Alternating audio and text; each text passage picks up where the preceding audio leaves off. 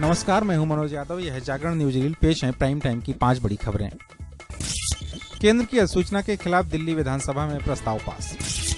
राहुल को मोदी का जवाब, हार को नहीं पचा पा रही है कांग्रेस। मनमोहन बोले, नाकामियां छुपाने के लिए मेरी भ्रष्ट छवि बना रही मोदी सरकार। रिजिजू का यू टर्न, कहा मेरी बात का गलत मतलब निकाला गया। ब्रेटली ने गांगुली को बताया टीम इंडिया के कोच पद का अच्छा विकल्प।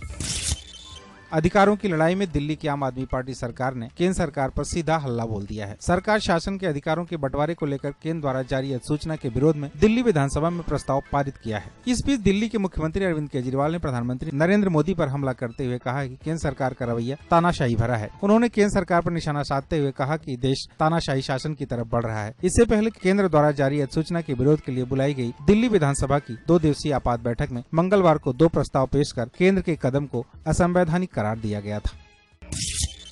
कांग्रेस उपाध्यक्ष राहुल गांधी की राजग सरकार को लेकर की गई टिप्पणी पर प्रधानमंत्री नरेंद्र मोदी ने चुप्पी तोड़ी है। उन्होंने कहा कि कांग्रेस लोकसभा चुनाव में मिली करारी हार को अब भी नहीं पचा पा रही है। राहुल गांधी ने राजग सरकार पर हमला करते हुए कहा था कि सूट बूट वाली सरकार सबसे बड़ी चोर है। गौर है कि भूमि अधिग्रहण बिल को लेकर कांग्रेस ने मोदी सरकार को संसद से सड़क तक घेरने की रणनीति बनाई है। कांग्रेस के इस विरोध की कमान राहुल गांधी ने जबरदस्त तरीके से संभाली है। संसद में इस बिल को लेकर राहुल ने कड़े तेवर दिखाए थे। उन्होंने इस बिल के विरोध में कई राज्यों में सरकार के खिलाफ पदयात्रा भी की है।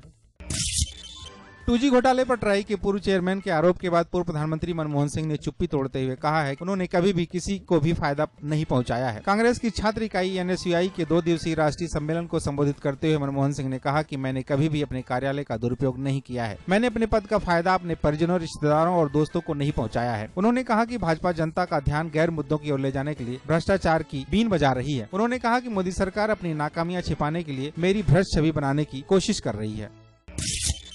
केंद्रीय गृह राज्य मंत्री किरण रिजिजू ने बीप पर दिए अपने बयान पर सफाई देते हुए कहा कि मेरे बयान का गलत मतलब निकाला गया है। उन्होंने कहा कि खान-पान को लेकर विवाद ठीक नहीं है और बहुसंख्यकों की भावनाओं का ख्याल रखा जाना चाहिए। एक टीवी चैनल से बातचीत में उन्होंने कहा कि भारत एक धर्मनिरपेक्ष देश है और राज्यों में फूड हैबिट किसी पर थोपी नहीं जा सकती। जहाँ हिंदू बहुसंख्यक हैं, उनकी आस्था और मान्यताओं का सम्मान किया जाना चाहिए। गौर हो कि इससे पहले बीप पर अल्पसंख्यक मामलों के मंत्री मुख्तार अब्बास नकवी के बयान पर पूछे गए एक सवाल के जवाब में किरण ने कहा था कि मैं गोमांस खाता हूँ और अरुणाचल प्रदेश से हूँ, क्या मुझे कोई ऐसा करने से रोक सकता है?